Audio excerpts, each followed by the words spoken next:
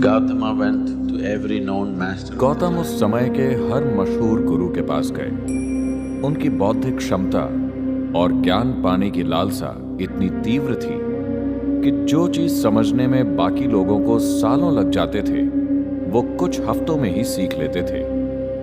समाधि की 8 अवस्थाएं होती हैं। गौतम ने उन सभी अवस्थाओं को प्राप्त कर लिया था, मगर फिर भी वो जानते थे कि ये जीवन की संपूर्णता नहीं है। उनके अंदर अब भी ज्ञान पाने की तीव्र इच्छा थी। जब सारे उपाय बेकार हो गए तो उन्होंने अंतिम मार्ग का सहारा लिया, जिसे समाना कहते हैं। समाना साधकों के जीवन के सबसे मूलभूत पहलुओं में से एक ये है कि वो कभी भोजन नहीं मांगते, बस चलते रहते हैं, चलते रहते हैं। गौतम ने इस मार्ग को इतनी कठोरता से अपनाया कि वो उस दिशा में नहीं जाते थे जिधर भोजन मिलने की संभावना होती थी। वो बस सीधा चलते थे। इस प्रक्रिया में उन्होंने अपने शरीर को इतना नष्ट कर लिया, वो इतने कमजोर हो गए कि वो बस हड्डियों का ढांचा बनकर रह गए। वो कभी भोजन की तलाश में नहीं जाते थे। उन्हें जब भोजन दिया जाता था तभी खाते थे। एक दिन वो नीरांजना नदी के तट पर पहुंचे, जो 2 फुट गहरी एक छोटी सी धारा थी और उसका प्रवाह थोड़ा तेज था। उन्होंने धारा को पार करने की कोशिश की। आधी दूरी पर वो आगे बढ़ने में असमर्थ हो गए। उनके शरीर में और शक्ति नहीं थी। वहां एक पेड़ की टूटी हुई टहनी थी जिसे उन्होंने पकड़ लिया।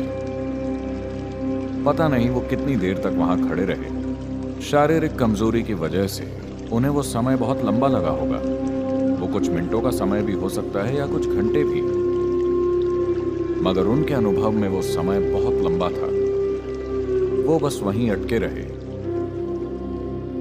उनके अंदर अगला कदम उठाने की ताकत नहीं थी, मगर वो हार मानने वालों में से नहीं थे। अचानक उन्हें एहसास हुआ कि उनकी समस्या ये है कि वो आत्मज्ञान को पाने की कोशिश कर रहे हैं।